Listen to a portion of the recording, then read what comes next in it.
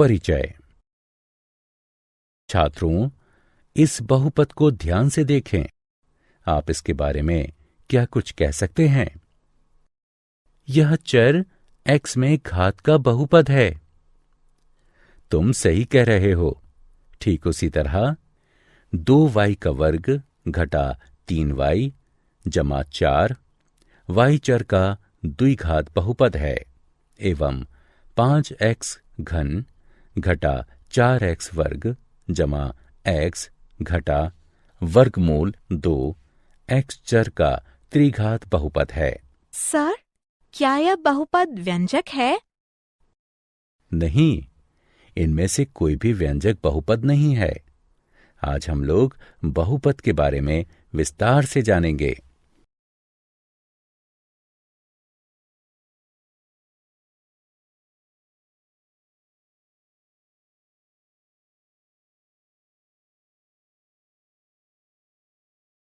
उद्देश्य।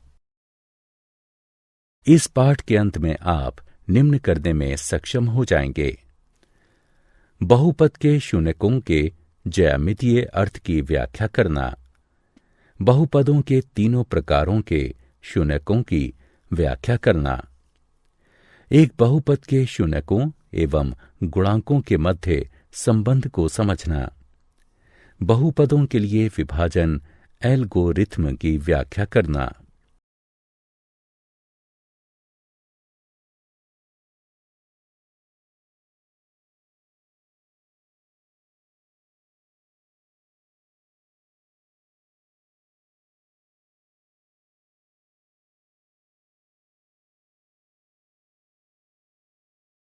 परिभाषाएं।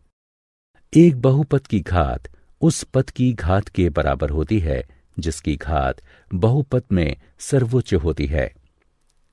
एक घात वाले बहुपद को रैखिक बहुपद कहते हैं। दो घात वाले बहुपद को द्विघात बहुपद कहते हैं। तीन घात वाले बहुपद को त्रिघात बहुपद कहते हैं। बहुपद का शून्य बहुपद का हल है। इस प्रकार सामान्य तौर पर यदि k शून्य है तो p x बराबर ax जमा b, तब p k बराबर ak जमा b बराबर शून्य, अर्थात k बराबर घटा b बटे में a। अतः ax जमा b रैखिक बहुपद का शून्यक होगा माइनस b बटे में a, जो कि बराबर होगा घटा अचर पद बटे x के गुणांक के।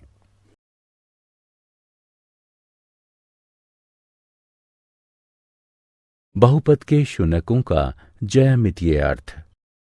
एक रैखिक बहुपद ax जमा b के लिए a, जो कि शून्य के बराबर नहीं है, y बराबर ax जमा b का ग्राफ सरल रेखीय है जो वास्तव में एक बिंदु घटा b बटे a पर x अक्ष को प्रतिच्छेदित करता है। इस प्रकार रैखिक बहुपद ax जमा b जहां a बराबर शून्य नहीं है, उसमें यथार्थतः एक शून्यक है। बहुपद समीकरण y बराबर ax वर्ग जमा bx जमा c द्विपद समीकरण है। द्विपद समीकरण का ग्राफ परवलयिक होता है।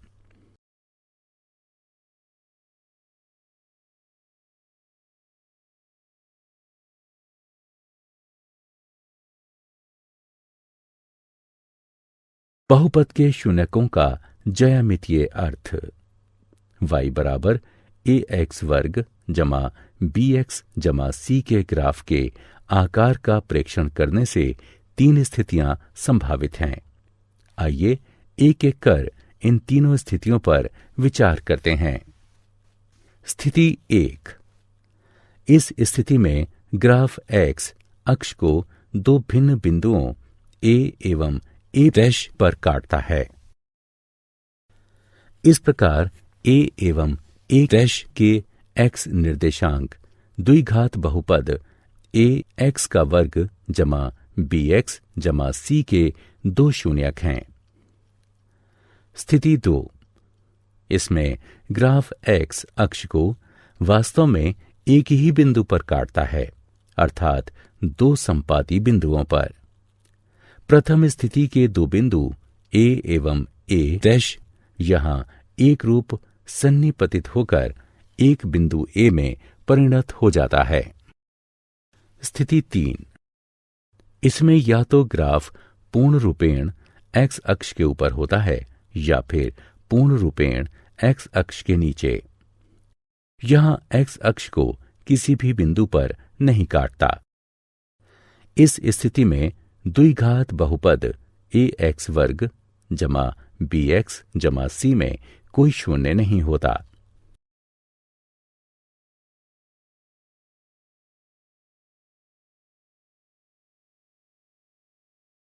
त्रिघात बहुपद के शून्यकों का ज्यामितीय अर्थ।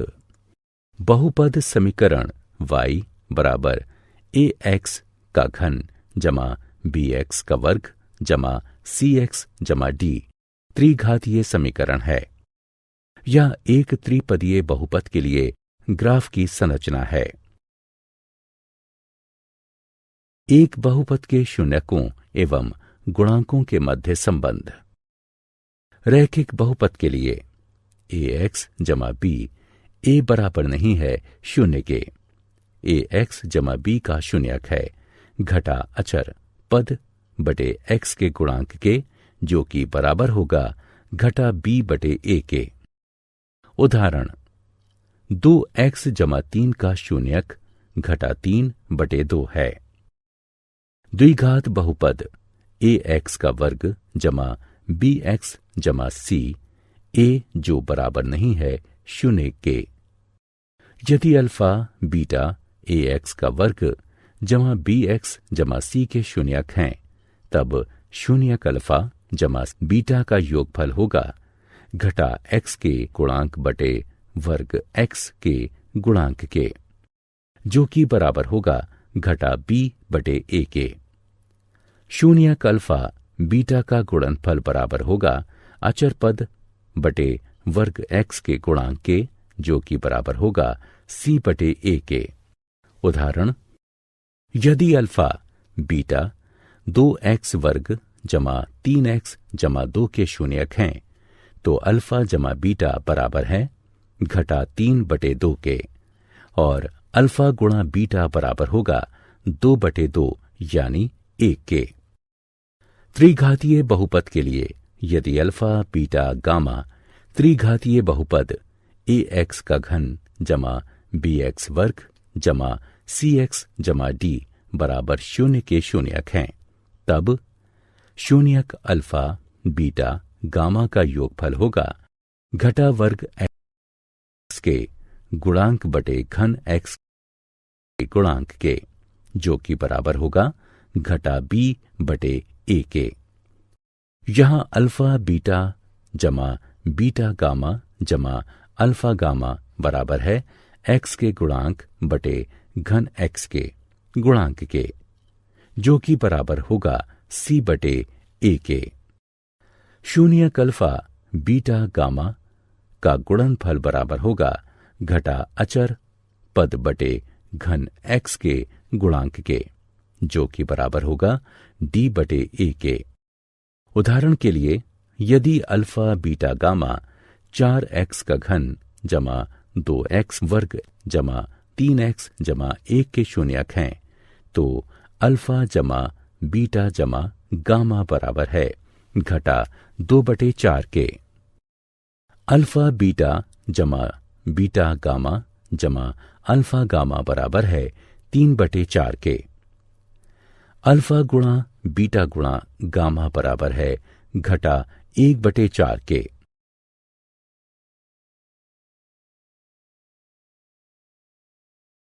बहुपदों के लिए विभाजन एल्गोरिथ्म। यदि पी एक्स एवं जी एक्स दो बहुपद हैं, जबकि जी एक्स बराबर नहीं है शून्य के, तब हम बहुपद क्यू एक्स एवं आर एक्स इस प्रकार ज्ञात कर सकते हैं।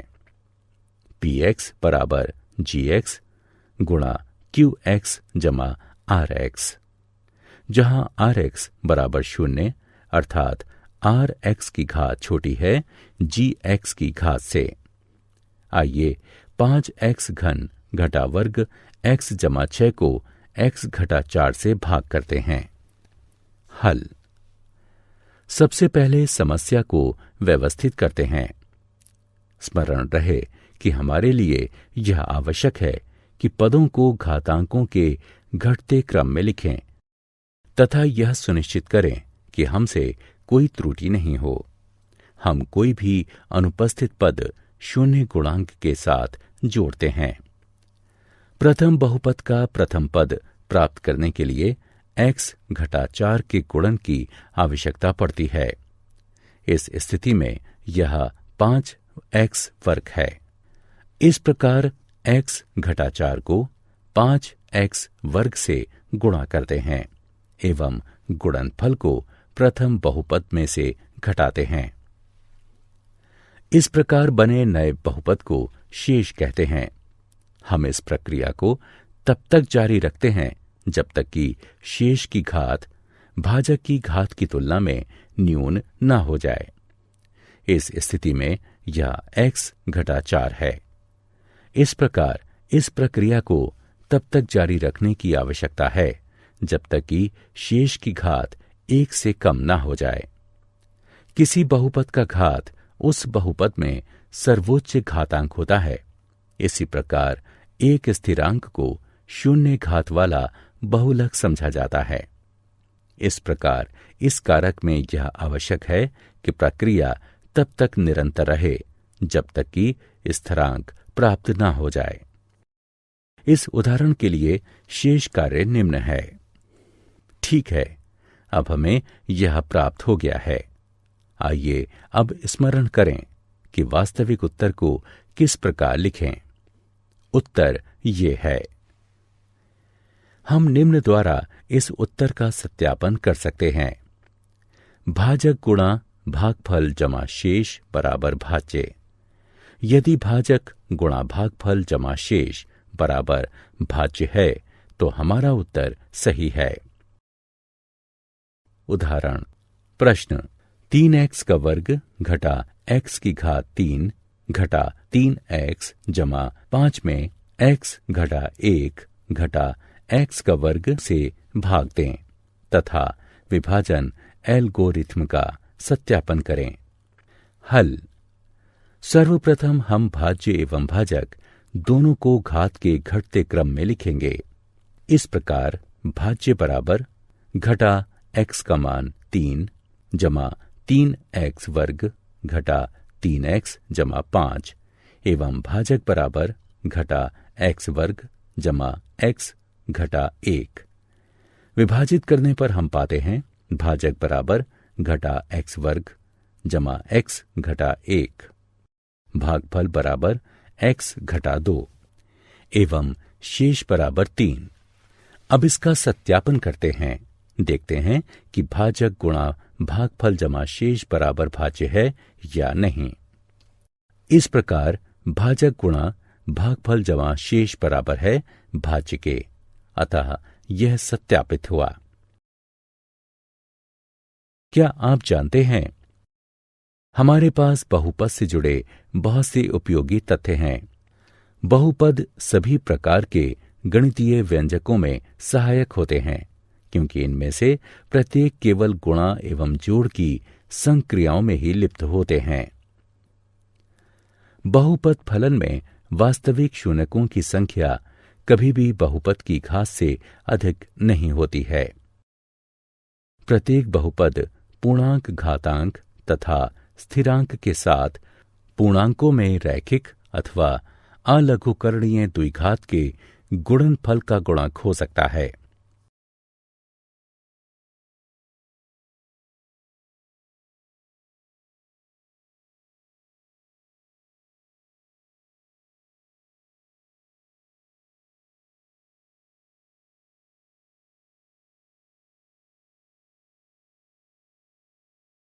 सारांश।